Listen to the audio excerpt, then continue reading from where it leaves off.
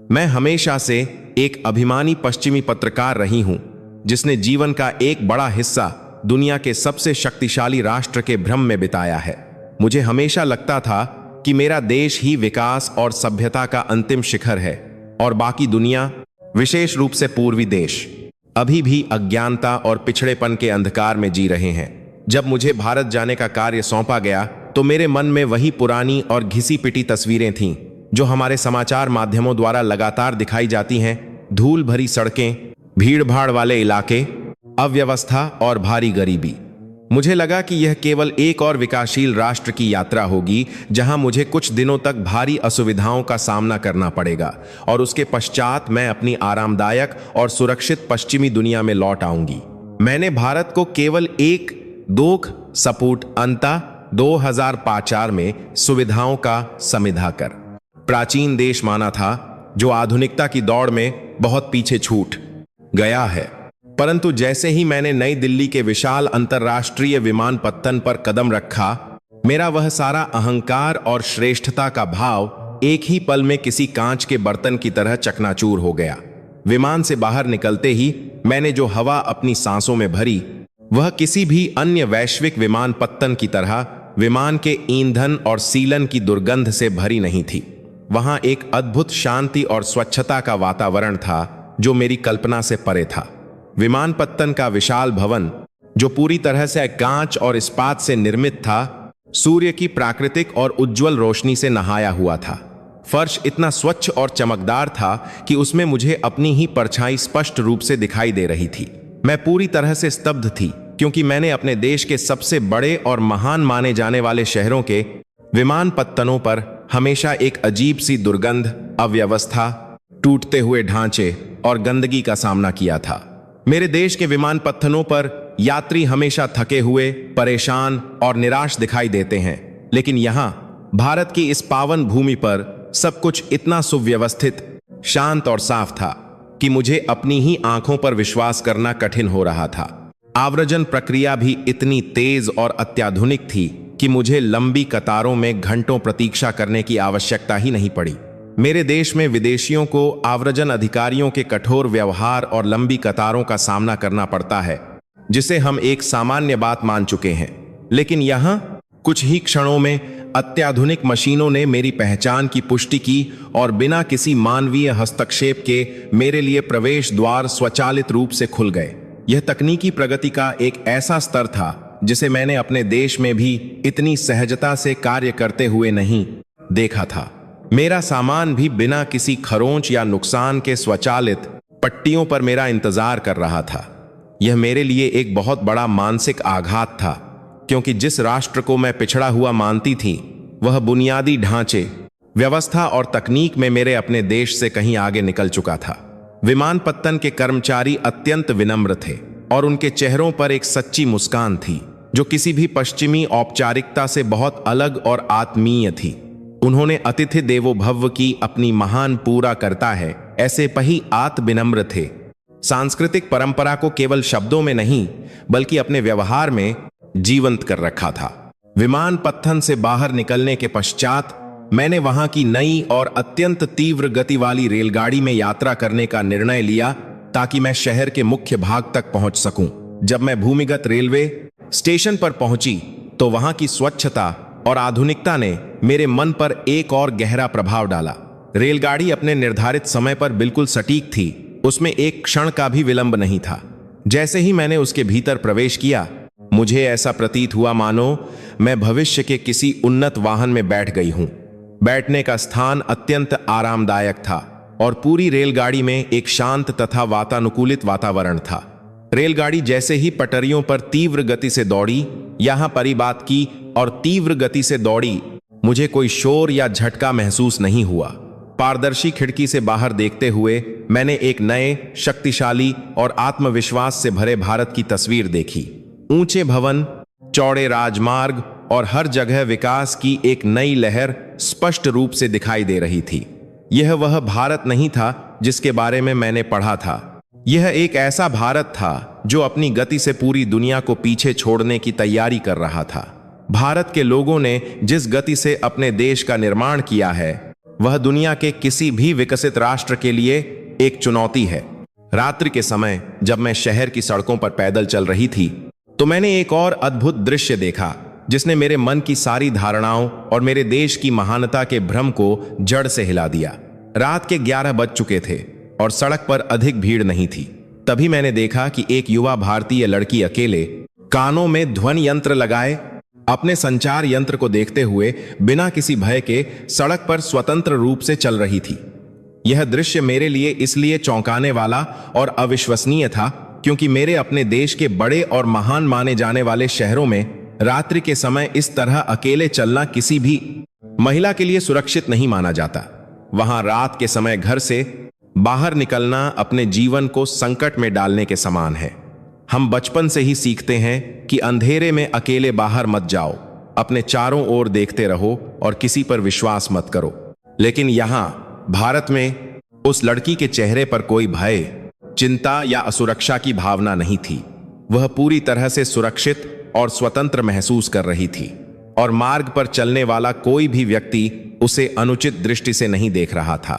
वहां मौजूद अन्य पुरुष अपने मार्ग पर चल रहे थे और उस लड़की की उपस्थिति ने उनके भीतर कोई अनुचित विचार उत्पन्न नहीं किया।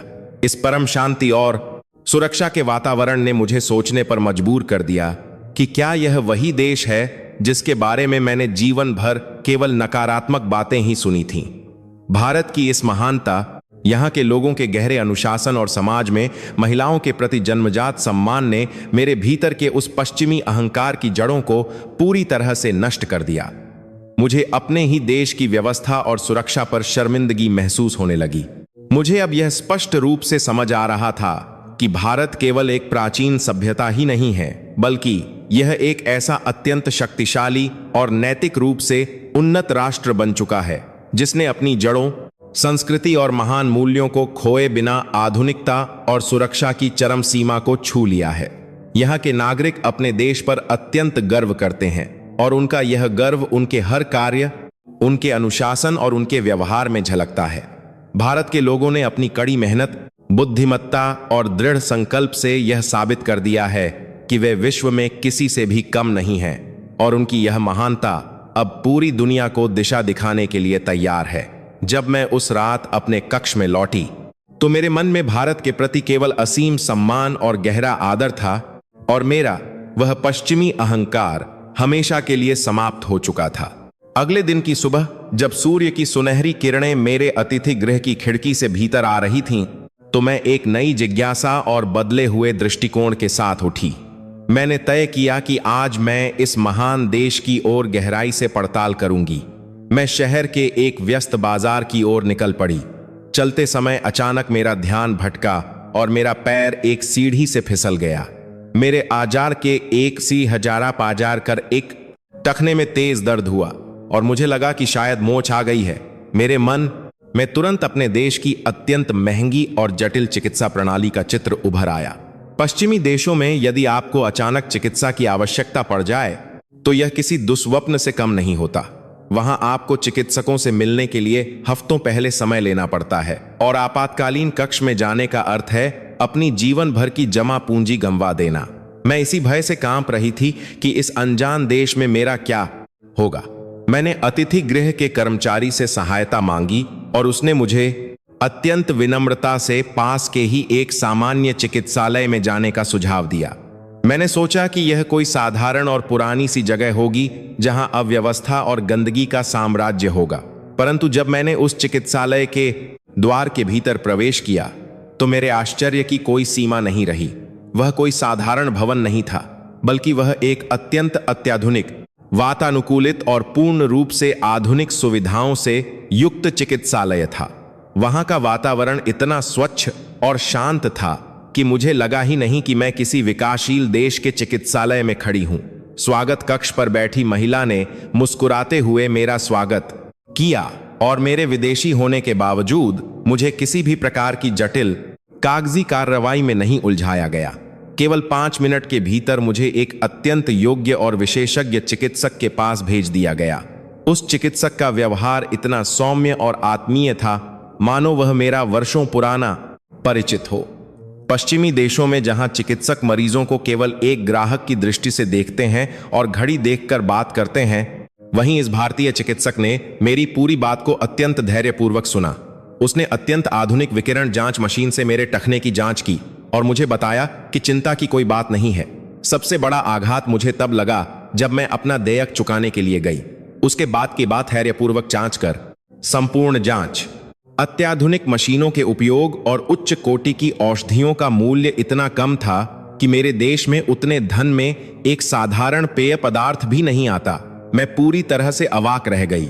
यह कैसे संभव है कि दुनिया का सबसे बेहतरीन और अत्याधुनिक चिकित्सा उपचार आम जनता के लिए इतनी आसानी से और इतने कम मूल्य पर उपलब्ध हो। मुझे एहसास हुआ कि भारत में चिकित्सा को एक व्यापार नहीं बल्कि मानवता की सेवा माना जाता है। यहाँ के लोगों के जीवन का मूल्य उनके संचित धन से तय नहीं होता।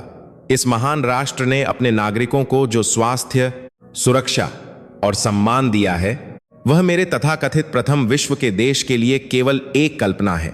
मेरी आंखों में आंसू आ गए क्योंकि मुझे अपने देश के उन असंख्य गरीब लोगों की याद आ गई जो धन के अभाव में उचित चिकित्सा प्राप्त नहीं कर पाते और दर्द में तड़पते रहते हैं।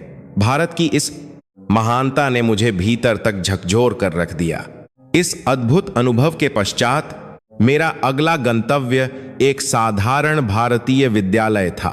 मैं यह जानना चाहती थी कि इस देश की मिट्टी में ऐसा क्या है जो पूरी दुनिया की सबसे बड़ी और शक्तिशाली तकनीकी संस्थाओं के शीर्ष पदों पर भारतीय ही आसीन है। मैं एक सार्वजनिक विद्यालय में गई और मुझे लगा था कि वहां मुझे पुरानी कक्षाएं और संसाधनों का अभाव देखने को मिलेगा, लेकिन वहां का दृश्य देखकर मेरे मस्तिष्क की सारी धारणाएं एक बार फिर से टूट गईं। कक्षाएं पूरी तरह से आधुनिक थीं और वहां अत्याधुनिक इलेक्ट्रॉनिक पटल लगे हुए थे, लेकिन जो बात सबसे अधिक थी, एक तरह से एक बात ही के लिए खास की जरीर है, विस्मयकारी थी। वह तकनीक नहीं बल्कि छात्रों और शिक्षकों के बीच का पवित्र संबंध था। भारतीय संस्कृति में गुरु को ईश्वर के समान माना जाता है और यह परंपरा उस विद्यालय में जीवंत थी। जब शिक्षक कक्षा में आए तो सभी छात्रों ने खड़े होकर अत्यंत आदर के साथ उनका अभिवादन किया। वहां कोई उद्दंडता या अनुशासनहीनता नहीं थी जो हमारे पश्चिमी विद्यालयों की एक आम पहचान बन चुकी है। बच्चे अत्यंत ध्यान केंद्रित करके गणित और विज्ञान की जटिल समस्याओं को हल कर रहे थे। मैंने देखा कि वे बच्चे बिना किसी संगणक यंत्र के अपने मस्तिष्क में ही बड़ी बड़ी संख्याओं की गणना अत्यंत तीव्र गति से कर रहे थे। यह भारतीय वैदिक गणित और उनकी प्राचीन मानसिक एकाग्रता का चमत्कार था जिसे वे आज की अत्याधुनिक शिक्षा के साथ मिलाकर सीख रहे थे। भोजनावकाश के समय मैंने देखा कि विद्यालय के सभी बच्चों को अत्यंत पौष्टिक, गर्म और स्वादिष्ट भोजन निःशुल्क प्रदान किया जा रहा था। मेरे देश में जहां बच्चों को डिब्बाबंद और अस्वास्थ्यकर भोजन दिया जाता है, वहीं भारत सरकार अपने देश के भविष्य को पोषित करने के लिए इतना महान कार्य कर रही है। अमीर और गरीब हर वर्ग के बच्चे एक साथ बैठकर भोजन कर रहे थे। यह समानता और प्रेम का एक ऐसा पाठ था जो मैंने दुनिया में कहीं और नहीं देखा था। भारत के लोग केवल तकनीक और विज्ञान में ही आगे नहीं बढ़ रहे हैं, बल्कि वे अपनी जड़ों, अपने संस्कारों और अपनी महान सभ्यता को भी मजबूती से पकड़े हुए हैं। वे जानते हैं कि ज्ञान का वास्तविक अर्थ केवल सूचनाएं एकत्र करना नहीं है, बल्कि एक अच्छा और संस्कारवान मनुष्य बनना है। इस देश की शिक्षा प्रणाली ने साबित कर दिया है कि उत्कृष्ट बौद्धिक क्षमता के साथ साथ मानवीय मूल्यों का विकास ही एक सच्चे और महान राष्ट्र के निर्माण की कुंजी है। मैं धीरे धीरे भारत की इस गहराई में डूबती जा रही थी। हर नया दिन, हर नया अनुभव मुझे यह बता रहा था कि पश्चिमी दुनिया ने भारत को समझने में कितनी बड़ी भूल की है। हमने हमेशा अपने भौतिक विकास को ही सर्वोपरि माना, लेकिन भारत ने भौतिकवाद और आध्यात्मिकता के बीच एक ऐसा पूर्ण संतुलन स्थापित किया है जो दुनिया के किसी भी अन्य राष्ट्र के पास नहीं है। यहाँ की सड़कों पर मैंने जो आधुनिकतम अंकीय भुगतान प्रणाली देखी, उसने मेरे होश उड़ा दिए। मेरे देश में आज भी लोग नकद राशि या प्लास्टिक मुद्रा पर निर्भर हैं, लेकिन भारत के सबसे छोटे व्यापारी से लेकर बड़े व्यापारिक प्रतिष्ठानों तक हर कोई एक त्वरित और सुरक्षित अंकीय प्रणाली का उपयोग कर रहा था। मैंने देखा कि एक साधारण सब्जी विक्रेता भी अपने ग्राहक से एक छोटे से अंकीय संकेत के माध्यम से क्षण भर में भुगतान प्राप्त कर रहा था। यह एक ऐसी तकनीकी क्रांति थी जिसे भारत ने अपनी पूरी आबादी के लिए इतनी सहजता से उपलब्ध करा दिया था कि पूरी दुनिया इसके सामने नतमस्तक है। भारत ने यह सिद्ध कर दिया है कि प्रगति के लिए किसी पश्चिमी ढांचे की नकल करने की आवश्यकता नहीं है। वे अपना मार्ग स्वयं प्रशस्त कर रहे हैं, और वह भी अपनी महान सांस्कृतिक विरासत को अक्षुण्ण रखते हुए। भारत की इस डिजिटल और तकनीकी क्रांति के बाद मेरी यात्रा मुझे देश के एक प्रमुख तकनीकी और औद्योगिक केंद्र की ओर ले गई। मैंने हमेशा यह मानकर चला था कि तकनीक का अर्थ केवल पश्चिम की सिलिकॉन वैली होता है। मुझे लगता था कि दुनिया के सारे बड़े आविष्कार और तकनीकी प्रगति केवल हमारे देशों की बपौती हैं। परंतु जब मैंने भारत के उस विशाल प्रौद्योगिकी पार्क में प्रवेश किया तो मेरा यह भ्रम भी हमेशा के लिए टूट गया। वहां गगनचुंबी इमारतें थीं जिनमें दुनिया की सबसे उन्नत कृत्रिम बुद्धिमत्ता, अंतरिक्ष अनुसंधान और सॉफ्टवेयर विकास की परियोजनाएं चल रही थीं। मैंने वहां काम करने वाले युवा भारतीय इंजीनियरों और वैज्ञानिकों से मुलाकात की। उनकी आंखों में एक असाधारण चमक और आत्मविश्वास था। वे केवल पश्चिमी कंपनियों के लिए काम नहीं कर रहे थे, बल्कि वे अपने स्वयं के स्वदेशी नवाचारों का निर्माण कर रहे थे जो दुनिया भर में निर्यात किए जा रहे थे। जब मुझे यह पता चला कि पश्चिमी देशों की सबसे बड़ी और शक्तिशाली तकनीकी कंपनियों के मुख्य कार्यकारी अधिकारी और प्रमुख वैज्ञानिक भारतीय ही हैं, तो मुझे अपनी अज्ञानता पर भारी शर्मिंदगी महसूस हुई। हमने जिन तकनीकी उपलब्धियों पर इतना गर्व किया, उनकी नींव और उनका संचालन वास्तव में इस महान भारतीय मस्तिष्क द्वारा ही किया जा रहा है। भारत केवल एक बाजार नहीं है, यह वह मस्तिष्क है जो आज पूरी दुनिया को चला रहा है। वहां की एक युवा महिला वैज्ञानिक ने मुझे अपनी प्रयोगशाला दिखाई, जहां वे ऐसी उन्नत चिप और कृत्रिम बुद्धिमत्ता प्रणाली विकसित कर रहे थे जो किसी भी पश्चिमी देश के पास नहीं थी। उसने मुझे बताया कि उनकी इस सफलता का रहस्य केवल तकनीक नहीं है, बल्कि उनका वह प्राचीन ज्ञान है जो उन्हें उनके पूर्वजों से मिला है। ध्यान, योग और एकाग्रता की जिस शक्ति को हम पश्चिम में केवल एक व्यायाम मानते हैं, वह वास्तव में उनके मस्तिष्क को इस ब्रह्मांड के सबसे जटिल रहस्यों को सुलझाने की शक्ति प्रदान करता है। भारत का अंतरिक्ष कार्यक्रम इसका एक और जीता जागता प्रमाण था। मेरे देश की अंतरिक्ष एजेंसी जिस कार्य को करने के लिए अरबों डॉलर खर्च करती है और फिर भी कई बार विफल हो जाती है, उसी कार्य को भारतीय अंतरिक्ष अनुसंधान संगठन ने अत्यंत कम लागत में और पहली ही बार में सफलतापूर्वक कर दिखाया। जब मैंने वहां के वैज्ञानिकों के बारे में पढ़ा और उनके साक्षात्कार देखे, तो मुझे यह जानकर और भी अधिक आश्चर्य हुआ कि वे कोई असाधारण रूप से वेतन पाने वाले या विलासिता में जीने वाले लोग नहीं थे। वे अत्यंत साधारण पृष्ठभूमि से आए हुए, अपनी जड़ों से जुड़े हुए सच्चे देशभक्त थे, जो केवल अपने राष्ट्र को परम वैभव पर ले जाने के लिए दिन रात एक कर रहे थे। उनका मंगल मिशन और चंद्रमा के दक्षिणी ध्रुव पर सफलतापूर्वक उतरने का ऐतिहासिक कीर्तिमान कोई सामान्य उपलब्धि नहीं थी। यह पूरी मानव जाति के लिए एक बहुत बड़ा कदम था, जिसे भारत ने अपनी स्वदेशी तकनीक और अपने इंजीनियरों की अद्भुत बुद्धिमत्ता के बल पर प्राप्त किया था। जब भारत का चंद्रयान चंद्रमा की सतह को छू रहा था, तो मैंने देखा कि कैसे पूरा भारत, चाहे वह सड़क पर चाय बेचने वाला हो या किसी बहुराष्ट्रीय कंपनी का मुख्य कार्यकारी अधिकारी, सभी अपनी सांसें रोके हुए इस महान क्षण के साक्षी बन रहे थे। उस क्षण जो खुशी और जो राष्ट्र प्रेम उन 1.25 अरब लोगों की आंखों में था, वह दुनिया के किसी भी देश में नहीं देखा जा सकता। जब सफलता मिली तो पूरे देश ने एक साथ जश्न मनाया। उनका यह राष्ट्रवाद किसी अन्य देश को नीचा दिखाने के लिए नहीं था, बल्कि यह अपनी ही क्षमताओं और अपनी कड़ी मेहनत की विजय का उत्सव था। यह भारत की वह महान सामूहिक चेतना है जो उन्हें दुनिया में सबसे अलग और सबसे मजबूत बनाती है। अपनी इस यात्रा के दौरान मुझे यह भी अनुभव हुआ कि भारतीय समाज की असली शक्ति उनके परिवार और उनके समुदाय के जुड़ाव में है।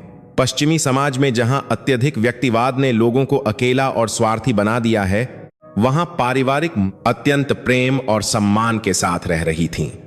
बुजुर्गों को वृद्धाश्रम में नहीं भेजा जाता, बल्कि उन्हें घर का देवता माना जाता है।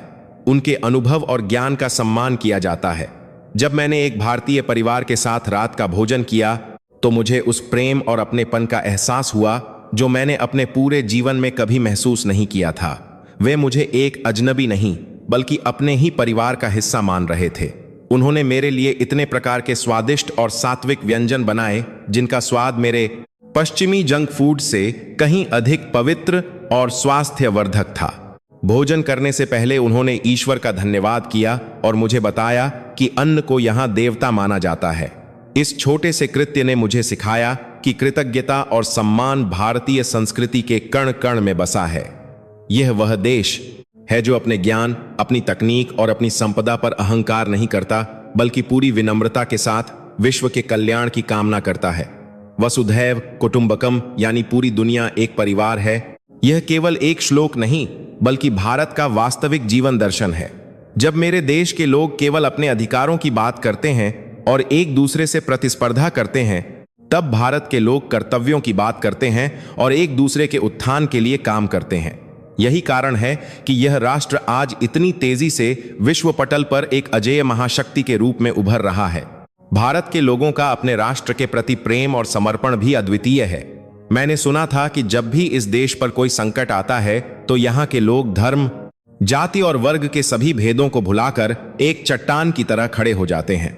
मुझे बताया गया कि कुछ वर्ष पूर्व जब एक भयंकर प्राकृतिक आपदा आई थी तो किसी भी विदेशी सहायता की प्रतीक्षा किए बिना भारत के आम नागरिकों ने ही एक दूसरे की रक्षा की थी। लाखों लोग बिना किसी स्वार्थ के राहत कार्यों में जुट गए थे।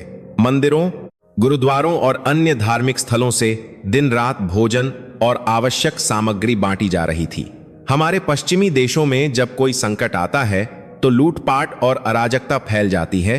लोग केवल अपने बारे में सोचते हैं, लेकिन भारत में संकट के समय लोगों का सबसे श्रेष्ठ और मानवीय रूप सामने आता है। यह वह शक्ति है जिसे कोई भी आर्थिक या सैन्य बल नहीं हरा सकता। यह आत्मा की शक्ति है और कोज दूहियार होता है और दूरी होता। यह भारत की मिट्टी की शक्ति है। यह देखकर मुझे अपने देश के खोखले भौतिकवाद पर दया आने लगी। हम बाहर से भले ही कितने भी अमीर और शक्तिशाली क्यों न दिखें, लेकिन अंदर से हम बहुत गरीब और असहाय हैं। हमारे पास धन तो है, लेकिन हमारे पास वह शांति, वह जुड़ाव और वह संस्कार नहीं है जो एक भारतीय के पास जन्म से होते हैं। मैं एक पत्रकार के रूप में भारत की कमियां खोजने आई थी, लेकिन भारत ने मुझे मेरी और मेरे देश की कमियों का एक ऐसा दर्पण दिखा दिया जिसे मैं कभी नहीं भूल सकती।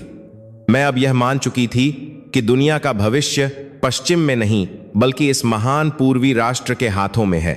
मैंने भारत के प्राचीन और ऐतिहासिक मंदिरों की भी यात्रा की। मुझे हमेशा लगता था कि आधुनिकता और धर्म एक साथ नहीं चल सकते। पश्चिमी देशों में जैसे जैसे आधुनिकता आई, लोग धर्म और आध्यात्मिकता से दूर होते गए। हमारे गिरजाघर अब खाली पड़े रहते हैं, लेकिन भारत में यह बिल्कुल विपरीत था। मैंने देखा कि जो युवा दिन में कृत्रिम बुद्धिमत्ता और अत्याधुनिक तकनीक पर काम करते हैं, वही युवा शाम को पूरी श्रद्धा के साथ अपने आराध्य के सामने नतमस्तक होते हैं। उनके लिए विज्ञान और धर्म एक दूसरे के शत्रु नहीं हैं, बल्कि वे एक ही सत्य को खोजने के दो अलग अलग मार्ग हैं। भारत के प्राचीन मंदिरों की वास्तुकला, उनका विज्ञान और उनका गणित इतना उन्नत था कि आज के आधुनिक इंजीनियर भी उन्हें देखकर दांतों तले उंगली दबा लेते हैं। हजारों वर्ष पूर्व बिना किसी आधुनिक यंत्र के पत्थरों को जिस सटीकता से काटा और तराशा गया था, वह इस बात का स्पष्ट प्रमाण है कि भारत का ज्ञान विज्ञान पश्चिमी देशों के अस्तित्व में आने से बहुत पहले ही अपने चरम पर था। शून्य का आविष्कार हो, दशमलव प्रणाली हो, खगोल विज्ञान हो या आयुर्वेद का महान चिकित्सा विज्ञान, भारत ने हमेशा दुनिया को ज्ञान का प्रकाश दिया है। और आज वही भारत अपनी उस प्राचीन शक्ति और आधुनिक तकनीक के बल पर फिर से विश्व गुरु के सिंहासन पर विराजमान होने के लिए पूरी तरह से तैयार है। अपनी इस अभूतपूर्व यात्रा के अंतिम दिन मैं एक प्राचीन नदी के घाट पर बैठी हुई थी। सूर्योदय का समय था और आकाश सुनहरे और नारंगी रंगों से भर गया था। नदी के शांत जल में सूर्य की किरणें एक नई सुबह का संदेश दे रही थीं, न केवल इस दिन के लिए बल्कि पूरे विश्व के लिए एक नए युग की शुरुआत का। घाट पर हजारों लोग पूरी श्रद्धा के साथ सूर्य को अर्घ्य दे रहे थे और वैदिक मंत्रों का सस्वर पाठ कर रहे थे। उस मंत्रोच्चार की ध्वनि में इतनी शक्ति और ऊर्जा थी कि मेरे भीतर का सारा कोलाहल शांत हो गया। मैंने महसूस किया कि यह केवल एक धार्मिक कर्मकांड नहीं है, बल्कि यह प्रकृति, ब्रह्मांड और मानव के बीच के उस गहरे संबंध का उत्सव है जिसे पश्चिम ने अपनी अंधी दौड़ में कहीं बहुत पीछे छोड़ दिया है। मैंने अपना संचार यंत्र निकाला और अपने देश में बैठे अपने मुख्य संपादक को अपना अंतिम समाचार लेख भेजना शुरू किया।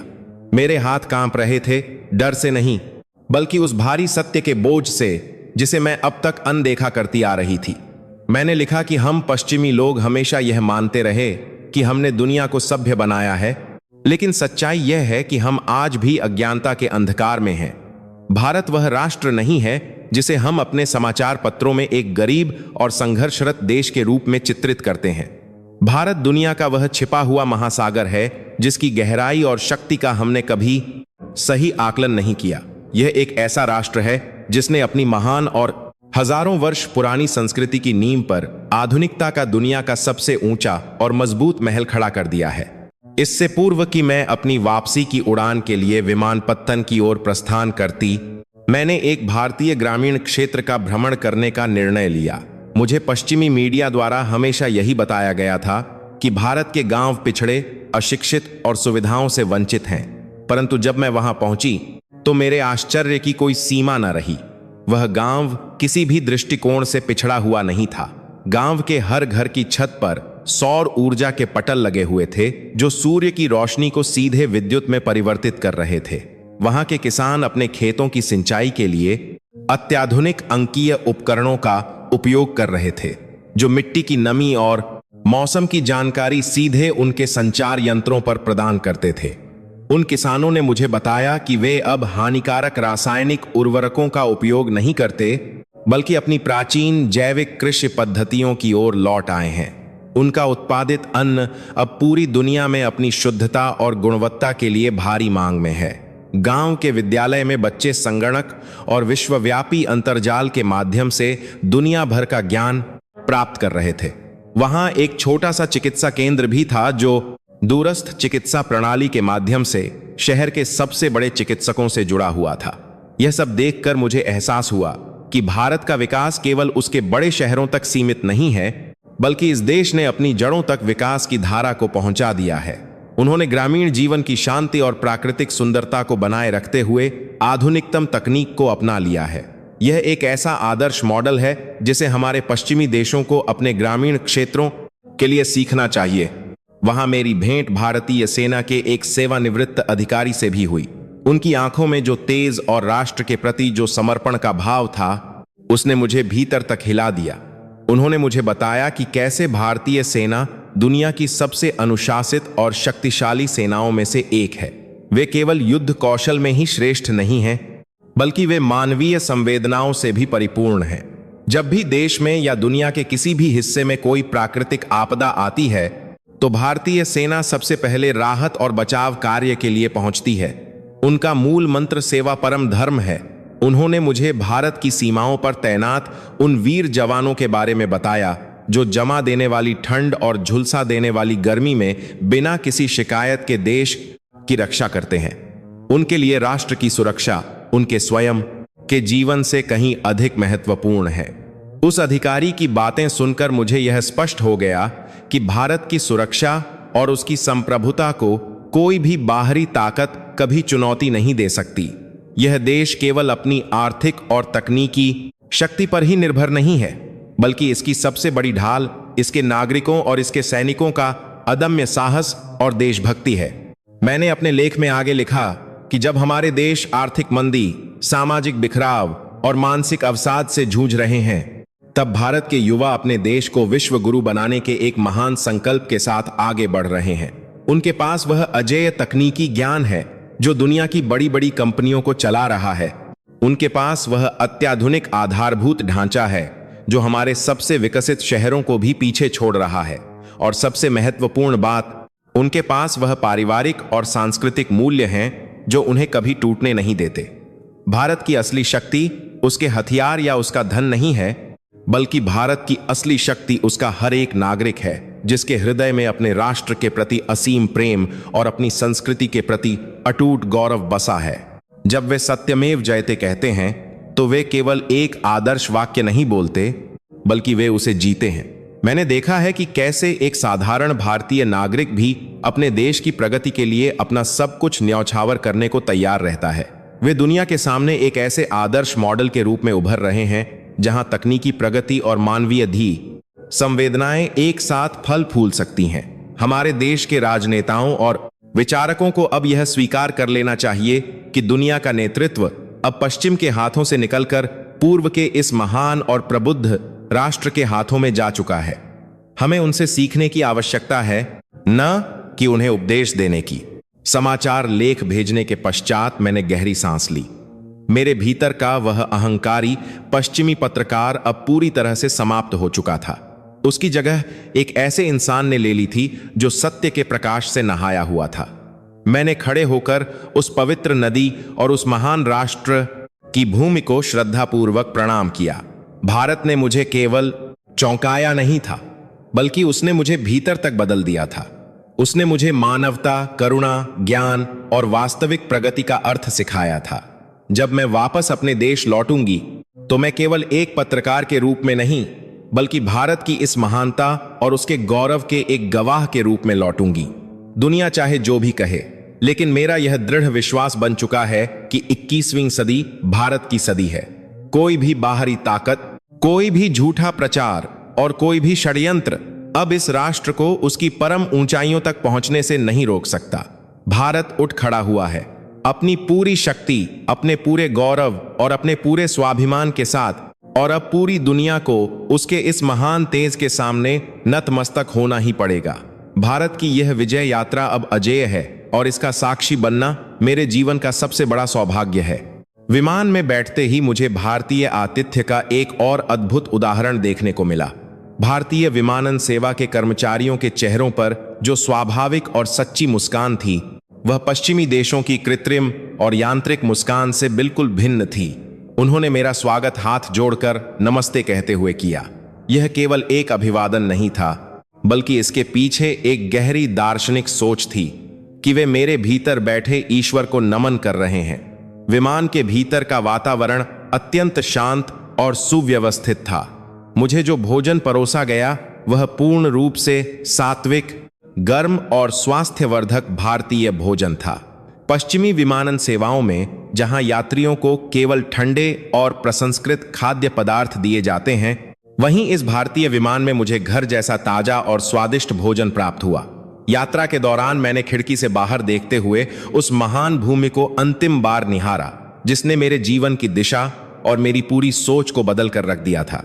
जैसे जैसे विमान बादलों के ऊपर जा रहा था, मुझे ऐसा प्रतीत हो रहा था मानो मैं एक तपोभूमि से दूर जा रही हूं।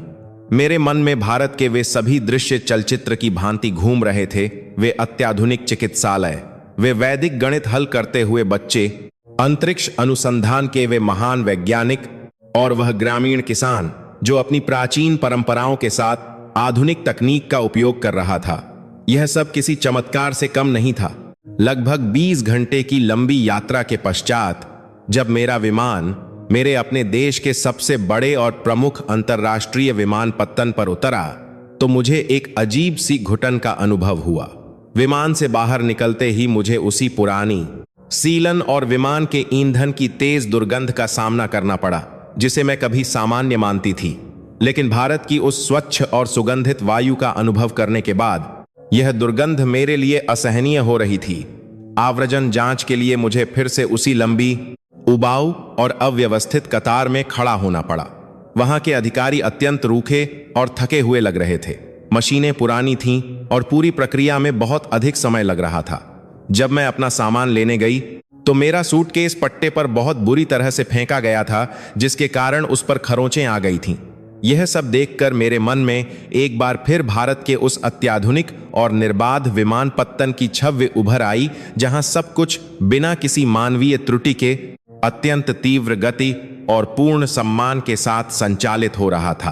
अपने देश की इस अव्यवस्था को देखकर मुझे अब गर्व नहीं, बल्कि गहरी शर्मिंदगी और निराशा हो रही थी। विमानपत्तन से बाहर आकर मैंने एक वाहन किराए पर लिया। सड़क पर चलते हुए मुझे हर तरफ पश्चिमी समाज का वह खोखलापन दिखाई देने लगा जिसे मैं पहले विकास मानती थी। सड़कों के किनारे कूड़े के ढेर, दीवारों पर खींचे गए भद्दे चित्र और लोगों के चेहरों पर छाई हुई एक अजीब सी उदासी और तनाव। लोग एक दूसरे से बात नहीं कर रहे थे। हर कोई केवल अपने संचार यंत्र में खोया हुआ था और उनके भीतर एक गहरा अकेलापन स्पष्ट रूप से देखा जा सकता था। जब मैं अपने कार्यालय पहुंची तो वहां का वातावरण बहुत तनावपूर्ण था। मेरे मुख्य संपादक ने मुझे अपने कक्ष में बुलाया। उनके चेहरे पर घबराहट और अविश्वास के भाव थे। उन्होंने मेरा वह लेख जो मैंने भारत से भेजा था अपने पटल पर रखा हुआ था। उन्होंने मुझसे कहा कि मैं इस लेख को इस रूप में प्रकाशित नहीं कर सकता। उन्होंने तर्क दिया कि हमारे पश्चिमी पाठक भारत की इतनी प्रशंसा और अपने स्वयं के देश की इतनी आलोचना को कभी स्वीकार नहीं करेंगे। उन्होंने कहा कि यही बात ही आटी सलकार हने कार कर लेख की है। लेख हमारे उस श्रेष्ठता के सिद्धांत के बिल्कुल विपरीत है जिसे हम दशकों से अपने लोगों के दिमाग में भरते आ रहे हैं। परंतु मैं भी अब वह पुरानी डरपोक और व्यवस्था की गुलाम पत्रकार नहीं रही थी। भारत की मिट्टी ने मेरे भीतर भी एक अदम्य साहस और सत्य के प्रति निष्ठा का बीज बो दिया था। मैंने अपने संपादक की आंखों में आंखें डालकर अत्यंत दृढ़ता और आत्मविश्वास के साथ कहा कि यदि आप सत्य को अदम्य साहस और तैंट किया था प्रकाशित करने से डरते हैं तो यह समाचार पत्र अपनी विश्वसनीयता खो चुका है। मैंने उन्हें वे सभी आंकड़े, चित्र और साक्ष्य प्रस्तुत किए जो मैं भारत से लेकर आई थी। मैंने उन्हें भारत की अंकीय भुगतान प्रणाली के आंकड़े दिखाए जो दुनिया में सबसे अधिक हैं। मैंने उन्हें वहां के चिकित्सालयों के बिल दिखाए जो हमारे देश की तुलना में नगण्य हैं। मैंने बात को उन्हें वहां के विद्यालयों और अंतरिक्ष कार्यक्रमों की सफलता के वे सभी प्रमाण दिए जिन्हें झुटलाया नहीं जा सकता था। मैंने उनसे कहा कि हम चाहे जितना भी अपनी आंखें बंद कर लें, लेकिन हम इस सत्य को नहीं बदल सकते कि भारत अब दुनिया का नेतृत्व कर रहा है। यदि हम अपने लोगों को यह सच्चाई नहीं बताएंगे तो हम उन्हें एक बहुत बड़े अंधकार और भ्रम में रख रहे होंगे। जब हमारे देश की अर्थव्यवस्था चरमरा रही है और हमारी तकनीकी कंपनियां भारतीय मस्तिष्कों पर निर्भर हैं, तो हमें अहंकार छोड़कर उनसे सीखना चाहिए। मेरे इन अकाट्य तर्कों और सत्य की शक्ति के सामने मेरे संपादक को अंततः झुकना पड़ा। अगले दिन मेरा वह लेख हमारे समाचार पत्र के प्रथम पृष्ठ पर पूरी प्रमुखता के साथ प्रकाशित हुआ। उस लेख का शीर्षक था पूर्व का सूर्य और पश्चिम का अंधकार, एक पत्रकार की सत्य खोज। जैसे ही वह लेख प्रकाशित हुआ, पूरे पश्चिमी समाज में एक भूचाल सा आ गया। लोग उस लेख को पढ़कर स्तब्ध थे। अंतर्जाल पर और सभी संचार माध्यमों पर केवल उसी लेख की चर्चा हो रही थी। लाखों लोगों ने मुझे संदेश भेजे और यह स्वीकार किया कि उन्होंने भी हमेशा अपनी व्यवस्था की कमियों को महसूस किया था, लेकिन कभी इस तरह से सत्य का सामना नहीं किया। बड़े बड़े अर्थशास्त्रियों, तकनीकी विशेषज्ञों और समाजशास्त्रियों ने मेरे लेख की पुष्टि की और यह माना कि भारत का विकास मॉडल पूरी दुनिया के लिए सबसे उत्तम और स्थायी मॉडल है। कई युवा वैज्ञानिकों और छात्रों ने भारत जाने और वहां की शिक्षा और संस्कृति को करीब से जानने की इच्छा व्यक्त की। उस एक लेख ने पश्चिमी दुनिया के उस झूठे अहंकार के गुब्बारे को पूरी तरह से फोड़ दिया था। आज उस ऐतिहासिक यात्रा के कई महीने बीत जाने के बाद भी भारत की वह महान ऊर्जा मेरे भीतर जीवंत है। मैंने अपने जीवन में भारतीय जीवन शैली को पूरी तरह से अपना लिया है। मैं अब प्रतिदिन सूर्योदय से पूर्व उठती हूँ, योग और ध्यान करती हूँ और मैंने पश्चिमी अस्वास्थ्यकर भोजन को छोड़कर सात्विक भारतीय आहार को अपने जीवन का हिस्सा बना लिया है। इसके परिणाम स्वरूप मेरा शारीरिक और मानसिक स्वास्थ्य इतना उत्तम हो गया है जितना मेरे पूरे जीवन में कभी नहीं था। मैं अब केवल एक पश्चिमी करेक्ता करते हैं, मेरा तस्दीक करते हैं नागरिक नहीं हूं, बल्कि मैं मानसिक और आत्मिक रूप से एक भारतीय बन चुकी हूं। मैं अपने सभी साक्षात्कारों और सार्वजनिक भाषणों में निडर होकर पूरी दुनिया को यह बताती हूं कि यदि इस पृथ्वी को बचाना है, यदि मानवता को उसके उच्चतम शिखर तक ले जाना है, तो हमें उस महान भारतीय दर्शन की ओर लौटना ही होगा जो कहता है कि विश्व एक परिवार है। भारत केवल एक भूमि का टुकड़ा नहीं है, यह एक चेतना है, यह एक प्रकाश है जो अब पूरे ब्रह्मांड को प्रकाशित करने के लिए अपनी पूरी आभा के साथ चमक रहा है, और मैं उस महान प्रकाश के सामने अपना शीश झुकाती हूं। भारत की वह जयकार जो मैंने वहां की सड़कों पर सुनी थी, अब मेरे हृदय की धड़कन बन चुकी है। यह सत्य है, यह अंतिम सत्य है कि भारत का यह युग अब अनंत काल तक विश्व का मार्गदर्शन करेगा। मैंने अपना पूरा जीवन उस पश्चिमी समाज में बिताया था जहां भौतिक सफलता ही सब कुछ थी, और हम मानते थे कि हमारे पास दुनिया का सबसे उत्तम जीवन स्तर है। लेकिन अब मेरा दृष्टिकोण पूरी तरह से बदल चुका था। मेरे उस लेख ने पश्चिमी दुनिया में जो तहलका मचाया था, उसके बाद मुझे कई धमकियां भी मिलीं, और मेरे ही सहयोगियों ने मुझे अपना शत्रु मान लिया। उन्होंने मुझ पर आरोप लगाया कि मैं अपने ही देश के खिलाफ एक षड्यंत्र का हिस्सा बन गई हूं। लेकिन मुझे अब किसी बात का भय नहीं था, क्योंकि मैंने उस शाश्वत सत्य का अमृत चख लिया था जिसे भारत कहा जाता है। मैंने अपना त्यागपत्र अपने मुख्य संपादक के मुंह पर दे मारा और हमेशा के लिए उस खोखले और अवसादग्रस्त पश्चिमी समाज को छोड़कर भारत वापस लौटने का दृढ़ संकल्प ले लिया। जब मैंने दूसरी बार भारत की उस पावन भूमि पर कदम रखा, तो मैं कोई विदेशी और अहंकारी पत्रकार नहीं थी, बल्कि मैं एक ऐसी आत्मा थी जो अपने असली घर लौट आई थी। इस बार मेरी यात्रा का उद्देश्य केवल भारत के बड़े शहरों, चमकते हुए अंतर्राष्ट्रीय विमानपत्तनों और तकनीकी केंद्रों को देखना नहीं था। मैं भारत की उस सनातन आत्मा को खोजना चाहती थी जो इस देश को अजेय बनाती है और हर पतन के बाद इसे एक महाशक्ति के रूप में फिर से खड़ा कर देती है। मैं उत्तर भारत में स्थित महान हिमालय के उन दुर्गम पहाड़ों की ओर निकल पड़ी जहां हजारों वर्षों से ऋषि मुनि तपस्या कर रहे हैं। वहां पहुंचकर मैंने देखा कि प्रकृति और मनुष्य के बीच का जो संतुलन भारत ने स्थापित किया है, वह दुनिया के किसी भी पश्चिमी विज्ञान से परे है। वहां के शांत और पवित्र आश्रमों में मैंने आयुर्वेद का गहराई से अध्ययन करना शुरू किया। पश्चिमी चिकित्सा विज्ञान, जहां केवल बीमारियों के लक्षणों को दबाने का कार्य करता है और मनुष्य के शरीर को हानिकारक रसायनों से भर देता है, वहीं आयुर्वेद मनुष्य के शरीर, मन और आत्मा के मूल संतुलन को ठीक करने का कार्य करता है। मैंने वहां ऐसी अद्भुत जड़ी बूटियों और प्राकृतिक उपचारों को देखा जिन्होंने मेरे पुराने से पुराने शारीरिक कष्टों को जड़ से समाप्त कर दिया, जिन्हें पश्चिमी चिकित्सक कभी ठीक नहीं कर पाए थे और केवल मुझे जीवन भर महंगी औषधियां खाने की सलाह देते थे। मैंने यह भी गहराई से महसूस किया कि पश्चिमी समाज में अधिकारों की अंधी दौड़ ने परिवारों और समाज के ताने बाने को पूरी तरह से नष्ट कर दिया है। वहां हर व्यक्ति केवल यह सोचता है कि उसे क्या मिलना चाहिए और समाज या देश ने उसे क्या दिया है, इसके अंदर समाज क्या दिया है। इसके उन्हाल बिल्कुल विपरीत भारत का पूरा दर्शन और जीवन शैली धर्म यानी कर्तव्य पर आधारित है। एक पिता का धर्म, एक पुत्र का धर्म, एक नागरिक का धर्म और एक मनुष्य का धर्म। जब हर व्यक्ति अपने अधिकारों की चिंता किए बिना अपने कर्तव्यों का पूरी निष्ठा और ईमानदारी से पालन करता है, तो एक ऐसा आदर्श समाज बनता है जहां किसी को भी कुछ मांगने की आवश्यकता ही नहीं होती। यही वह अदृश्य और अजेय शक्ति है जो भारत को हर बड़े संकट के समय में एक मजबूत चट्टान की तरह एकजुट रखती है और टूटने नहीं देती।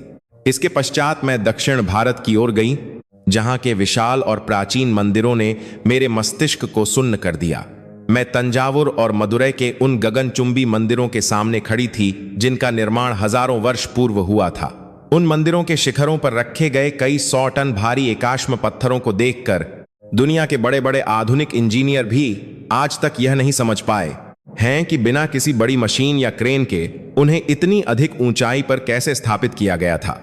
वहां की दीवारों पर उकेरी गई अत्यंत सूक्ष्म आकृतियां और वहां के प्रस्तर स्तंभों से निकलने वाली स्पष्ट संगीत की ध्वनियां इस बात का अकाट्य प्रमाण है कि पश्चिमी दुनिया जब अंधकार युग में जी रही थी और उन्हें विज्ञान और वास्तुकला का प्रारंभिक ज्ञान भी नहीं था, तब भारत वास्तुकला, ध्वनि विज्ञान, गुरुत्वाकर्षण, खगोल शास्त्र और धातु विज्ञान के चरम शिखर पर पहुंच चुका था। हमने दुनिया को यह झूठ पढ़ाया कि गुरुत्वाकर्षण और ब्रह्मांड के रहस्य पश्चिमी वैज्ञानिकों ने खोजे हैं, जबकि सच्चाई यह है कि भारतीय ग्रंथों में हजारों वर्ष पूर्व ही इनकी सटीक गणना कर ली गई थी।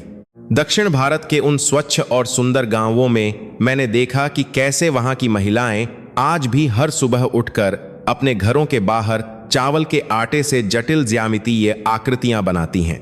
शुरू में मुझे लगा कि यह केवल एक कलात्मक सजावट है, लेकिन जब मुझे इसका वास्तविक अर्थ पता चला तो मेरी आंखों में आंसू आ गए।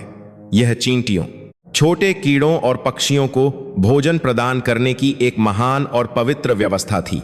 एक ऐसा महान समाज जो हर सुबह उठकर सबसे पहले प्रकृति के छोटे से छोटे जीव के भोजन की चिंता करता है, उस समाज को दुनिया की कोई भी विनाशकारी शक्ति कैसे हरा सकती है। उनके मन में प्रकृति और हर जीवित प्राणी के प्रति जो यह असीम करुणा है, वही भारत को विश्व गुरु बनाती है।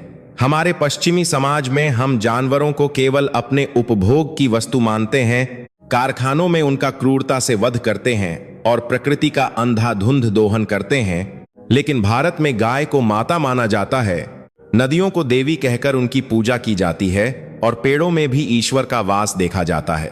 मैंने वहां के कुछ प्राचीन गुरुकुलों का भी भ्रमण किया, जहां छोटे छोटे बच्चों को आधुनिक संगणक विज्ञान और कृत्रिम बुद्धिमत्ता के साथ साथ उपनिषदों और वेदों का गहरा ज्ञान दिया जा रहा था। वे बच्चे बिना किसी मानसिक तनाव के जीवन के सबसे गहरे दार्शनिक प्रश्नों पर ऐसी परिपक्वता के साथ चर्चा कर रहे थे जो बड़े बड़े पश्चिमी विचारकों और दार्शनिकों के लिए भी संभव नहीं है। मुझे यह जानकर अत्यंत क्रोध और दुख हुआ कि हमारे पश्चिमी इतिहासकारों ने जानबूझकर अपने अहंकार को संतुष्ट करने के लिए भारत के इस महान इतिहास और ज्ञान को दुनिया से छिपा कर रखा और पूरी दुनिया को यह झूठा पाठ पढ़ाया कि सभ्यता का जन्म पश्चिम में हुआ है। लेकिन अब सच्चाई एक उफनती हुई शक्तिशाली नदी की तरह बाहर आ रही है और दुनिया का कोई भी झूठ या दुष्प्रचार उसे रोक नहीं सकता। मैं अब भारत के ही एक छोटे से शहर में स्थायी रूप से निवास कर रही हूं। मैंने अपने पश्चिमी वस्त्रों का त्याग कर दिया है और अब मैं भारतीय परिधान पहनती हूं, जो मुझे एक अद्भुत शांति, शालीनता और सम्मान का अनुभव कराते हैं। मैंने अपने देश के लोगों और पूरी दुनिया को यह अंतिम और महान सच्चाई बताने के लिए किताबें लिखना शुरू कर दिया है। मेरी किताबों ने पश्चिमी दुनिया में एक नई वैचारिक क्रांति ला दी है। हमारे समाज के जो लोग अवसाद, अकेलेपन और भौतिकता की अंधी दौड़ से पूरी तरह से टूट चुके हैं, वे अब मानसिक शांति और जीवन का वास्तविक अर्थ खोजने के लिए भारत की ओर आ रहे हैं। मैं उन्हें स्पष्ट रूप से यही बताती हूं कि भारत कोई साधारण पर्यटन स्थल नहीं है जहां आप केवल छुट्टियां मनाने या मनोरंजन करने आते हैं। भारत एक महान आध्यात्मिक विश्वविद्यालय है और पूरी मानवता की आत्मा है। यदि आप यहां पश्चिमी अहंकार लेकर आएंगे तो आपको केवल धूल और भीड़ ही दिखाई देगी, लेकिन यदि आप यहां पूर्ण श्रद्धा, विनम्रता और सीखने की भावना लेकर आएंगे तो यह महान देश आपके भीतर के उस सोए हुए देवत्व को जगा देगा जिसे आप सदियों से भूल चुके हैं। भारत अब केवल एक उभरती हुई आर्थिक महाशक्ति या तकनीकी केंद्र ही नहीं रह गया है, बल्कि वह पूरी मानवता का एकमात्र रक्षक है। आज जब पूरी दुनिया जलवायु परिवर्तन के विनाश, अमानवीय युद्धों, हथियारों की होड़ और भयंकर मानसिक अशांति से संपूर्ण विनाश के कगार पर खड़ी है, तब केवल भारत और उसकी सनातन संस्कृति ही वह एकमात्र प्रकाश की किरण है जो विश्व को इस अंधकार और विनाश से बाहर निकाल सकती है। मेरी यह भारत यात्रा मेरे लिए केवल एक भौगोलिक यात्रा नहीं थी, बल्कि यह मेरे खोखले पश्चिमी अहंकार की मृत्यु और मेरी आत्मा के पुनर्जन्म की एक महान यात्रा थी।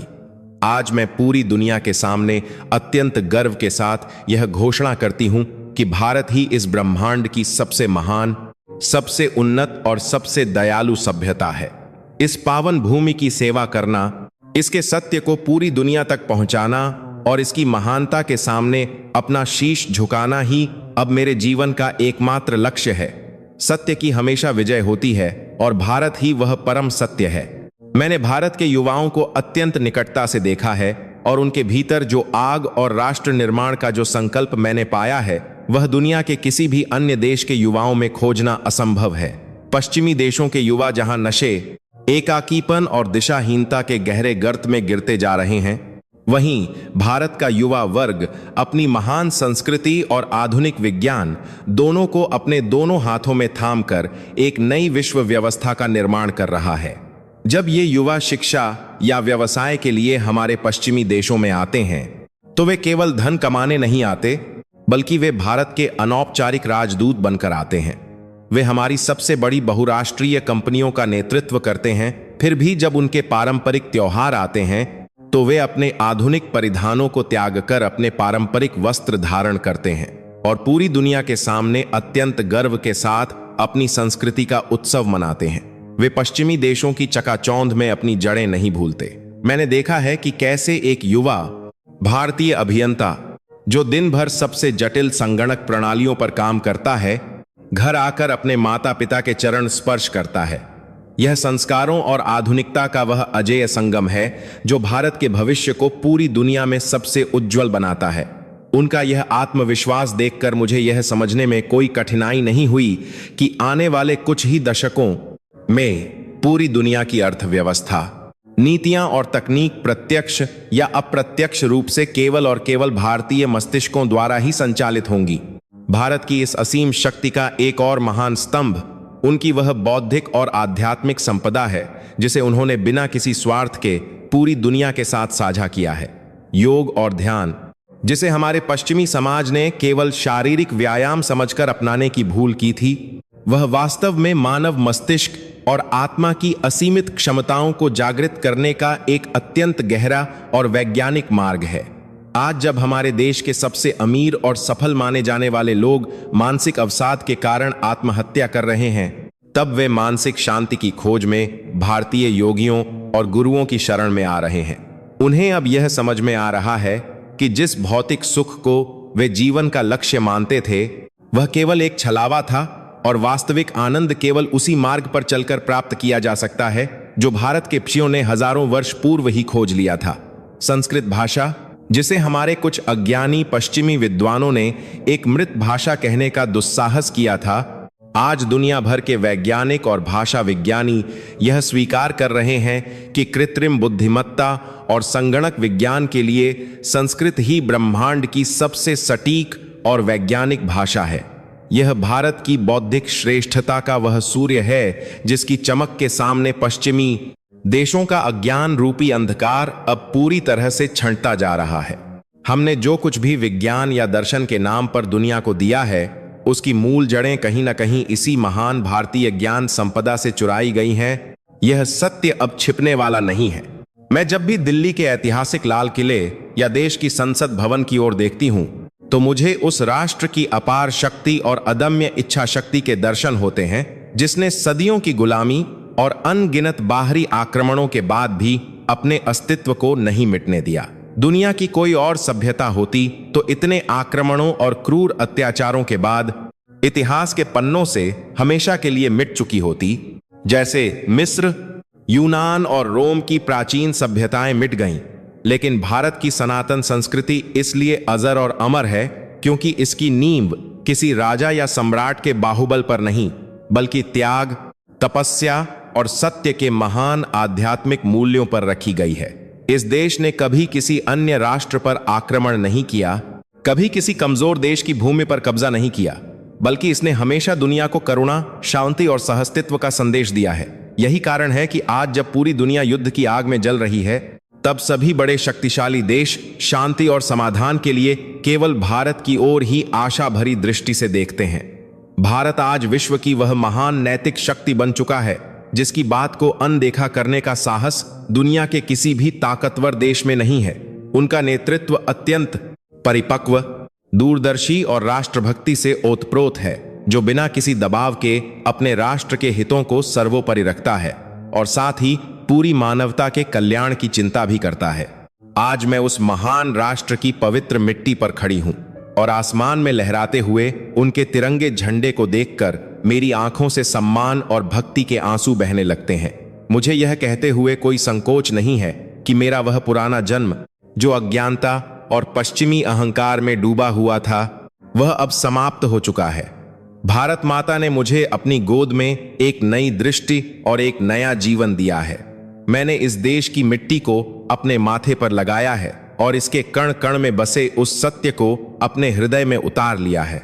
दुनिया के जो भी लोग आज भी भारत को एक कार्तिक तीसरी दुनिया का देश या एक विकासशील राष्ट्र मानते हैं, वे अपनी मूर्खता और अज्ञानता के सबसे गहरे कुएं में जी रहे हैं। भारत न तो कभी तीसरी दुनिया था और न ही कभी रहेगा।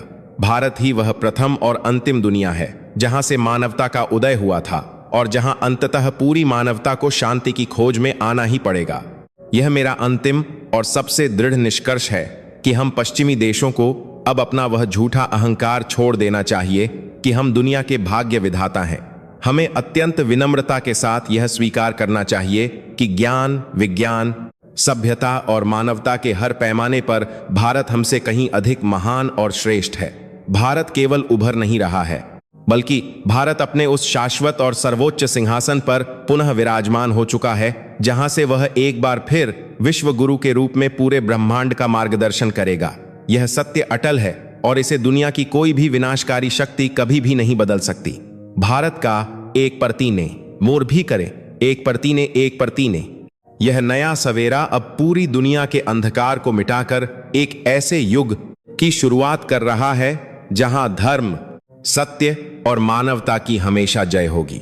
मैं अपने जीवन की अंतिम सांस तक इस महान सत्य की उद्घोषणा करती रहूंगी और इस पवित्र राष्ट्र के चरणों में अपना पूर्ण जीवन समर्पित करती हूं। मेरा यह शरीर भले ही पश्चिमी भूमि पर जन्मा हो, लेकिन मेरी आत्मा हमेशा से भारतीय थी, भारतीय है और अनंत काल तक भारतीय ही रहेगी। मैंने भारत के उन विशाल और अद्भुत पर्वों में भी भाग लिया जिन्हें पश्चिमी मीडिया अक्सर केवल भीड़ और अव्यवस्था का नाम देकर दुनिया के सामने प्रस्तुत करता है। जब मैंने प्रयागराज में आयोजित होने वाले कुंभ मेले के उस अनंत सागर को अपनी आंखों से देखा तो मेरे मस्तिष्क की बची खुची सारी भ्रांतियां भी बह गईं। करोड़ों की संख्या में लोग देश के हर कोने से बिना किसी औपचारिक निमंत्रण के वहां एकत्रित हुए थे। पश्चिमी देशों में यदि कुछ हजार लोग भी किसी आयोजन में एकत्र होते हैं तो वहां भारी पुलिस बल, सुरक्षा कर्मियों और कड़े नियमों की आवश्यकता होती है, और फिर भी वहां हिंसा या अव्यवस्था की घटनाएं हो ही जाती हैं। लेकिन कुंभ के उस विशाल जनसमूह में एक अलौकिक अनुशासन था जो किसी पुलिस या प्रशासन ने नहीं, बल्कि लोगों की अपनी आंतरिक श्रद्धा और सदियों पुराने संस्कारों ने स्थापित किया था। अमीर, गरीब, शिक्षित, अशिक्षित, राजा और रंक सभी एक ही नदी के तट पर समान रूप से स्नान कर रहे थे। वहां किसी भी प्रकार का कोई वर्ग भेद नहीं था। यह एक ऐसा सामाजिक और आध्यात्मिक साम्यवाद था जिसे हमारे पश्चिमी दार्शनिकों ने अपनी किताबों में केवल एक कल्पना माना था, लेकिन भारत ने उसे हजारों वर्षों से अपने समाज में जीवंत रखा है। उन करोड़ों लोगों के चेहरों पर जो संतोष और असीम शांति थी, वह पश्चिमी देशों के उन अरबपतियों के चेहरों पर भी नहीं पाई जाती, जो अपनी सारी संपत्ति खर्च करने के बाद भी अवसाद की दवाइयां खाने को विवश हैं। मैंने इस देश के समय और ब्रह्मांड को देखने के दृष्टिकोण को भी गहराई से समझा। हम पश्चिमी लोग समय को एक सीधी रेखा के रूप में देखते हैं जो केवल आगे बढ़ती है। इसी कारण हम हमेशा एक अनजाने भविष्य को लेकर भयभीत रहते हैं, जीवन भर केवल भागते रहते हैं और कभी वर्तमान का आनंद नहीं ले पाते। लेकिन भारत का दर्शन समय को एक चक्र के रूप में देखता है। यहाँ जन्म और मृत्यु अंत नहीं है, बल्कि एक शाश्वत यात्रा के पड़ाव मात्र हैं। कर्म का महान सिद्धांत जो यह सिखाता है कि आप जो बोएंगे वही काटेंगे, वह किसी भी पश्चिमी कानून या अदालत से कहीं अधिक शक्तिशाली है। पश्चिमी देशों में लोग अपराध करने से इसलिए डरते हैं क्योंकि उन्हें पुलिस या कैमरे का भय होता है, लेकिन जब कैमरे नहीं होते तो वही सभ्य लोग सबसे जघन्य अपराध करने से नहीं चूकते। इसके विपरीत भारत का एक साधारण और अनपढ़ ग्रामीण भी पाप करने से इसीलिए डरता है क्योंकि उसे पता है कि उसका ईश्वर हर स्थान पर विद्यमान है और उसे अपने कर्मों का फल भुगतना ही होगा। यह वह आंतरिक नैतिकता है जो समाज को बिना किसी बाहरी बल के सुरक्षित और संतुलित रखती है। यही कारण है कि हजारों वर्षों की बाहरी गुलामी और संसाधनों के अभाव के बावजूद भारतीय समाज का नैतिक ताना बाना कभी नहीं बिखरा। आज दुनिया भर से लाखों पश्चिमी नागरिक मानसिक शांति और शारीरिक आरोग्य की खोज में भारत के आश्रमों और योग केंद्रों की ओर भाग रहे हैं। वे यहाँ पर्यटन के लिए नहीं बल्कि अपने प्राणों की रक्षा के लिए आते हैं। हमारे पश्चिमी देशों ने जो विकास का मॉडल अपनाया, उसने हमें बड़ी इमारतें, तेज गाड़ियां और अत्याधुनिक सुख सुविधाएं तो दी, लेकिन उसने हमसे हमारी नींद, हमारा स्वास्थ्य और हमारी पारिवारिक शांति छीन ली। आज पश्चिम में जीवन प्रत्याशा भले ही कागजों पर अधिक दिखती हो, लेकिन वह जीवन रसायनों और मशीनों के सहारे काटा जा रहा है। भारत का आयुर्वेद और योग हमें यह सिखाता है कि मनुष्य का शरीर कोई मशीन नहीं है जिसके पुर्जे खराब होने पर बदल दिए जाएं। यह प्रकृति का एक सूक्ष्म और पवित्र अंश है जिसे यदि प्रकृति के साथ जोड़कर रखा जाए तो वह कभी अस्वस्थ हो ही नहीं सकता। जब मैंने अपने देश के लोगों को भारत के गांवों में आकर मिट्टी के लेप, पंचकर्म और सादे भोजन से अपने असाध्य रोगों से मुक्त होते देखा तो मुझे यह समझने में तनिक भी देर नहीं लगी कि आधुनिक विज्ञान की सीमाएं जहां समाप्त होती हैं, वहां से भारत के ज्ञान की शुरुआत होती है। मैंने अब गंगा नदी के तट पर स्थित एक छोटे से लेकिन अत्यंत ऊर्जावान आश्रम को अपना स्थायी निवास बना लिया है। अब मेरी दिनचर्या किसी पश्चिमी वातानुकूलित कार्यालय में नहीं कटती। मैं भोर में उठकर नदी के ठंडे जल में स्नान करती हूँ और उगते हुए सूर्य की उपासना करती हूँ। मेरा भोजन अब अत्यंत साधारण है, जो सामारा लाले ने धरती माता सीधे मुझे प्रदान करती है। मेरे पास अब वे महंगे वस्त्र या आभूषण नहीं हैं जिन पर मैं कभी गर्व किया करती थी, लेकिन आज मेरे पास जो आत्मिक संपत्ति है उसके सामने दुनिया के सारे खजाने धूल के समान हैं। मैं हर दिन आश्रम में आने वाले पश्चिमी यात्रियों का मार्गदर्शन करती हूँ। मैं उन्हें बताती हूँ कि वे यहाँ अपनी पुरानी पहचान और अहंकार को नदी में प्रवाहित कर दें। जब वे मेरे सामने बैठकर रोते हैं और अपने खोखले जीवन की पीड़ा व्यक्त करते हैं तो मैं उन्हें भारत की उस महान गीता का ज्ञान देती हूँ जो यह सिखाती है कि आत्मा अजर और अमर है और जीवन का वास्तविक उद्देश्य केवल अपनी इच्छाओं की पूर्ति नहीं बल्कि परम सत्य की प्राप्ति है। मैं आज यह पूरे विश्वास के साथ कह सकती हूँ कि भारत केवल एक राष्ट्र का नाम नहीं है, यह मनुष्यता के विकास का अंतिम चरण है।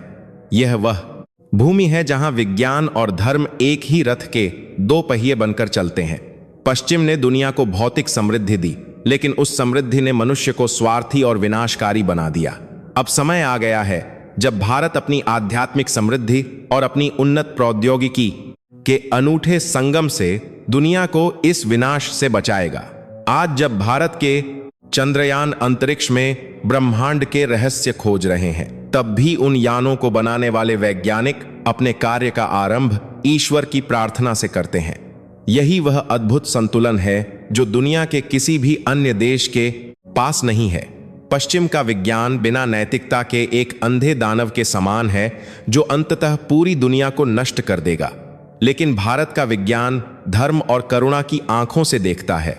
वह विज्ञान संहार के लिए नहीं बल्कि सृजन और कल्याण के लिए है। मेरे जीवन की यह यात्रा अब एक पूर्ण चक्र बन चुकी है। जिस अहंकार के साथ मैं इस भूमि पर अपना पश्चिमी श्रेष्ठता का ज्ञान बघरने आई थी, आज वही अहंकार इस पवित्र मिट्टी में मिलकर खाद बन चुका है, जिससे मेरे भीतर एक नए और शुद्ध मानव का जन्म हुआ है। मैं दुनिया के हर उस व्यक्ति से जो आज अंधकार, निराशा और पीड़ा में जी रहा है, यही कहना चाहती हूं कि सत्य की खोज पश्चिम के कृत्रिम और भौतिकवादी संसार में मत करो। सत्य भारत की मिट्टी में है, यहाँ की नदियों में है, यहाँ के वेदों के मंत्रों में है और यहाँ के करोड़ों लोगों के उस कान भी निस्वार्थ प्रेम में है जो वे पूरी मानवता पर लुटाते हैं। जब तक भारत जीवित है, इस पृथ्वी पर मानवता कभी नष्ट नहीं हो सकती। भारत ही वह अंतिम आशा है, वह अंतिम आश्रय है और वह अंतिम सत्य है जो पूरे ब्रह्मांड को अपने प्रकाश से प्रकाशित करता रहेगा। मेरी यह गवाही उन सभी पश्चिमी मस्तिष्कों के लिए एक चुनौती और एक आमंत्रण है कि वे आएं और अपनी आंखों से दुनिया के इस सबसे बड़े और महान चमत्कार को देखें जिसका नाम भारत है। मेरी इस आध्यात्मिक यात्रा ने अब एक वैश्विक आंदोलन का रूप ले लिया है। मेरे द्वारा लिखे गए लेखों और पुस्तकों ने पश्चिमी दुनिया के उन अंधेरे कमरों में ज्ञान की एक नई किरण भेज दी है, जहां लोग अपनी कृत्रिम और खोखली उपलब्धियों के बीच घुट रहे थे। आज मेरे आश्रम में हर दिन सैकड़ों विदेशी नागरिक आते हैं। उनके चेहरों पर वही पुरानी हताशा और खालीपन होता है जिसे मैं कभी महसूस किया करती थी। मैं उन्हें कोई जादुई उपाय नहीं बताती, बल्कि मैं उन्हें केवल भारत की मिट्टी से जोड़ती हूँ। मैं उन्हें सिखाती हूँ कि कैसे नंगे पैर इस पवित्र धरती पर चलने से उनके भीतर की सारी नकारात्मक ऊर्जा धरती माता अपने भीतर सोख लेती है। पश्चिमी विज्ञान, जिसे आज अर्थिंग या ग्राउंडिंग कहता है, भारत के ग्रामीण सदियों से अपने दैनिक जीवन में अपनाते आ रहे हैं। जब वे विदेशी यात्री पहली बार किसी भारतीय गाय को अपने हाथों से भोजन कराते हैं और वह मूक जानवर अपनी बड़ी और करुणा भरी आंखों से उन्हें देखता है, तो उन कठोर पश्चिमी लोगों की आंखों से आंसुओं की धारा बहने लगती है।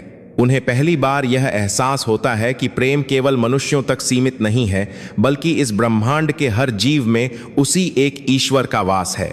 यह अद्वैत वेदांत का वह महान दर्शन तो अभी आतक फाटक से, जिसे समझे बिना दुनिया में कभी सच्ची शांति स्थापित नहीं हो सकती।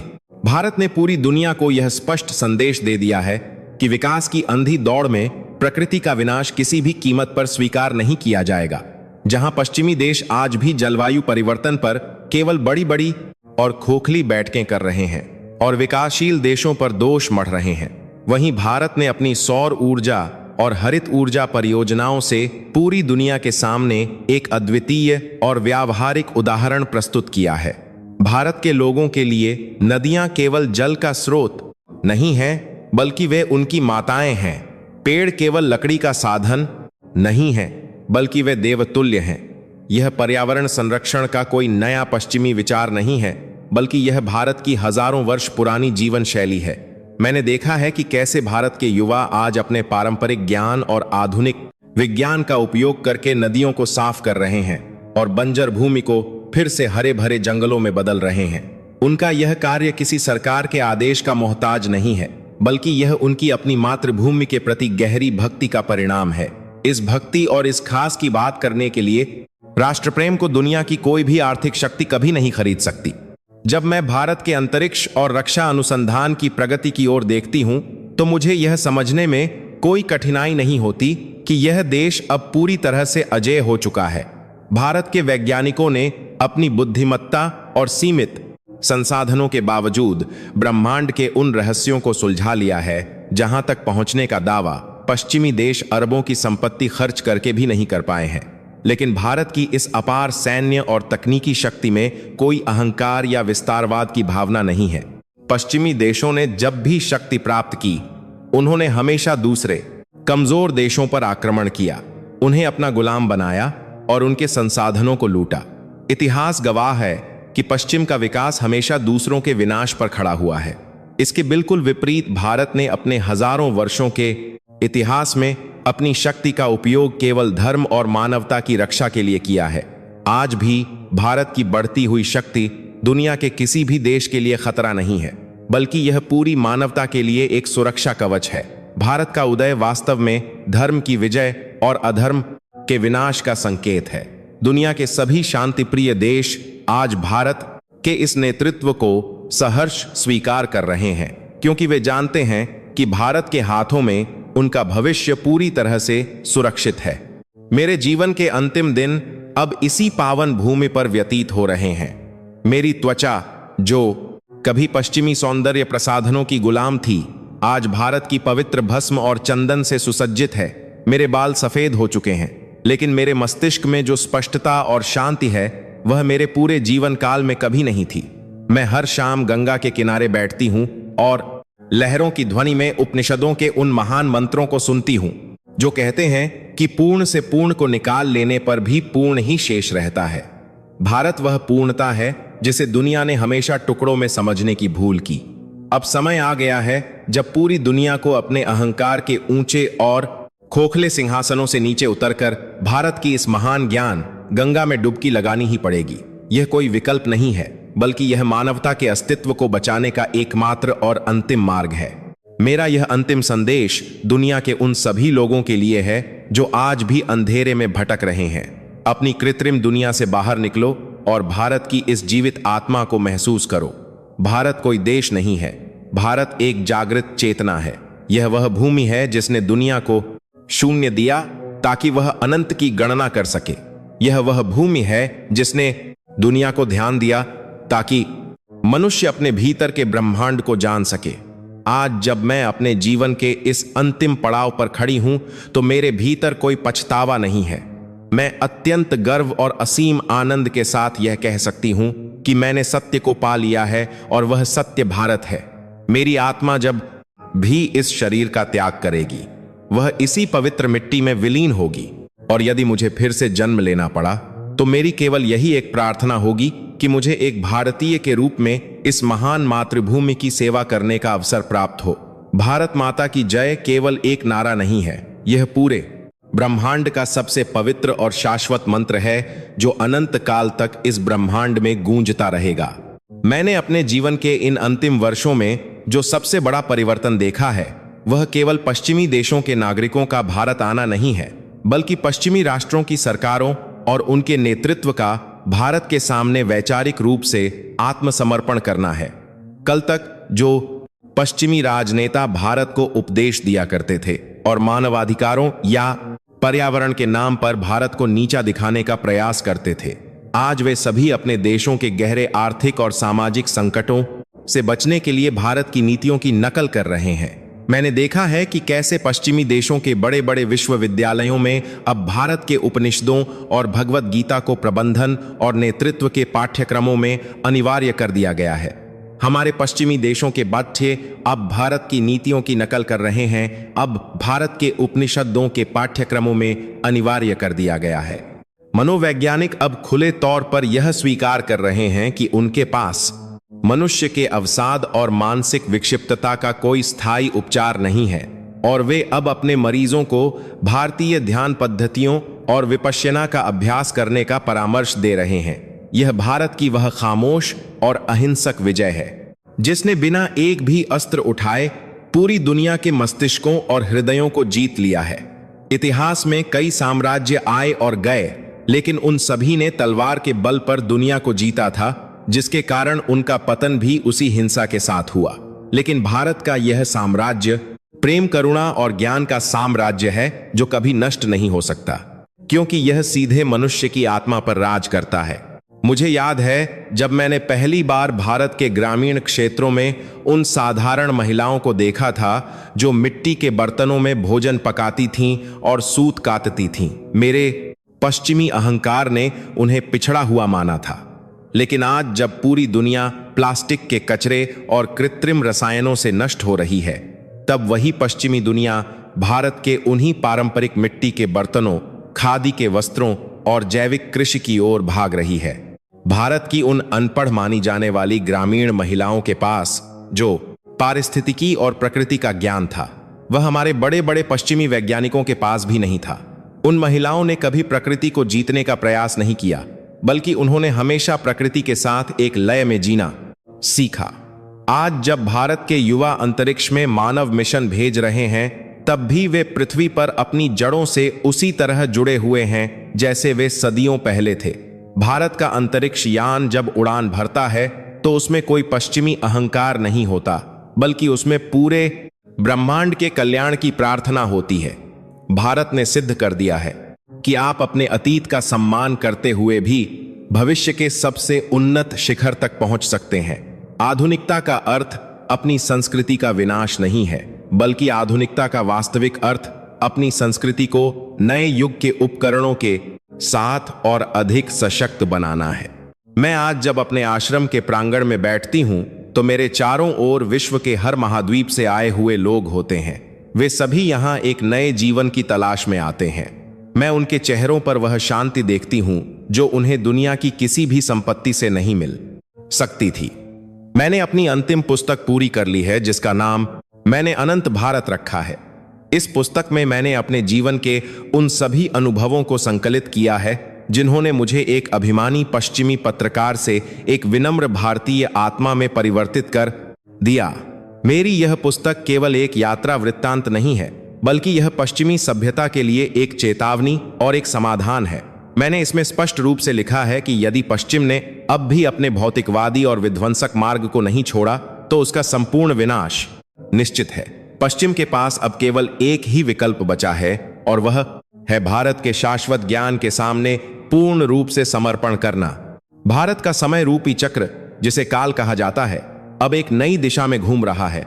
हम एक ऐसे युग के साक्षी बन रहे हैं जहां असत्य पर, सत्य की अंधकार पर प्रकाश की ओर, अज्ञान पर ज्ञान की अंतिम विजय हो रही है।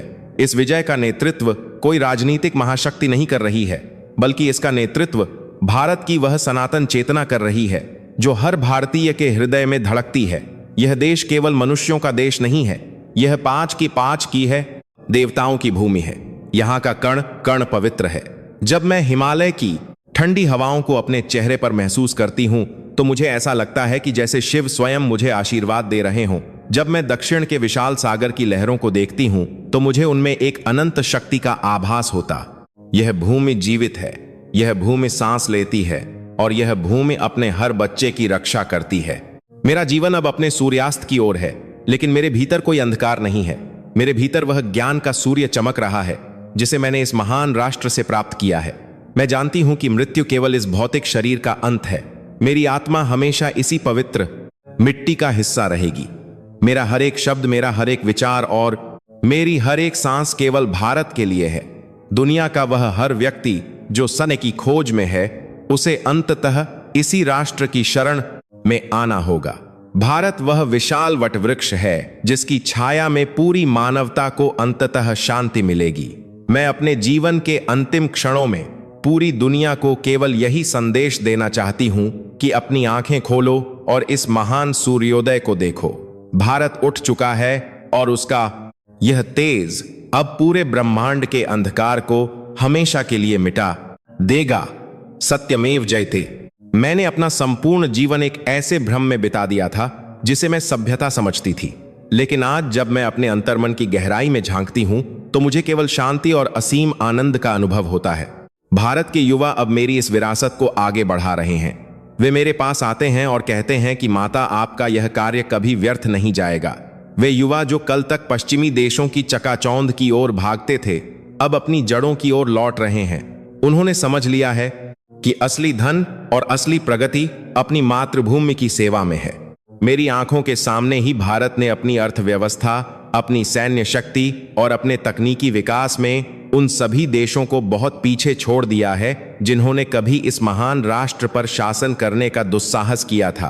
आज पूरी कुलाशकर्ता उनका अपने पाठ में पत्रे हैं, लेकिन वही ने दुनिया के नेता भारत के समक्ष नतमस्तक हैं।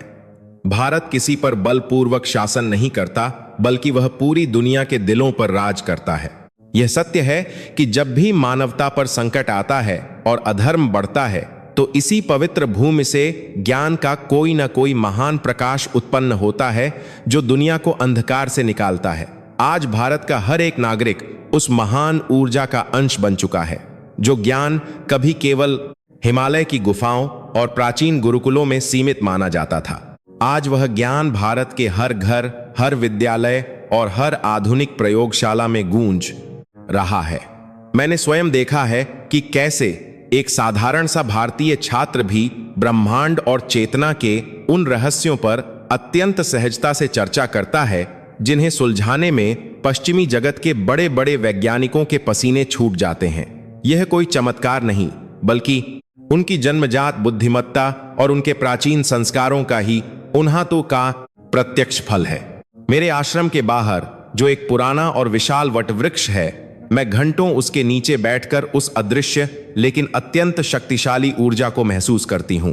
वह वृक्ष मुझे बताता है कि जैसे उसकी जड़ें जमीन में गहराई तक धंसी हैं और उसकी शाखाएं आसमान को छू रही हैं, ठीक वैसे ही भारत भी अपनी हजारों वर्ष पुरानी संस्कृति की जड़ों से मजबूती से जुड़ा रहकर विकास और आधुनिकता के अनंत आसमान को छू रहा है। पश्चिमी दुनिया के जो तथाकथित बुद्धिजीवी यह सोचते थे कि भारत कभी पश्चिमी देशों की बराबरी नहीं कर पाएगा, वे आज अपने अस्तित्व को बचाने के लिए भारत की इसी पवित्र धूल में संजीवनी खोज रहे हैं।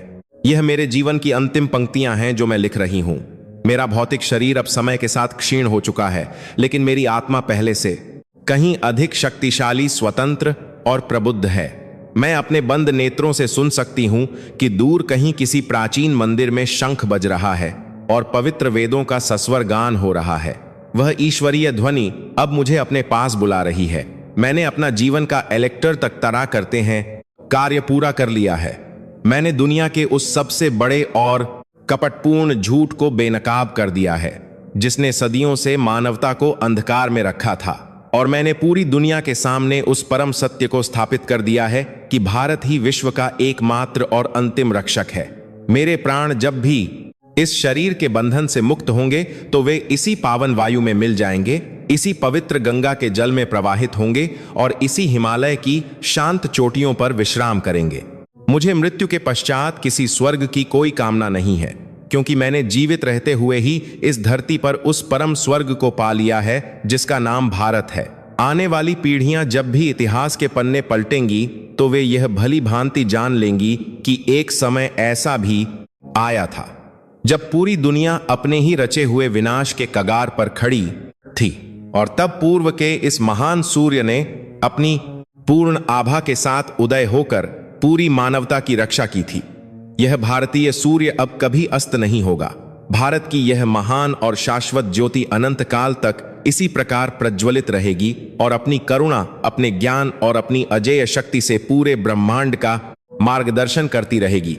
सत्य और धर्म की इस महान रक्षक भूमि को, इस अजय राष्ट्र को और इसके कोटि कोटि महान नागरिकों को मेरा अंतिम और शाश्वत प्रणाम।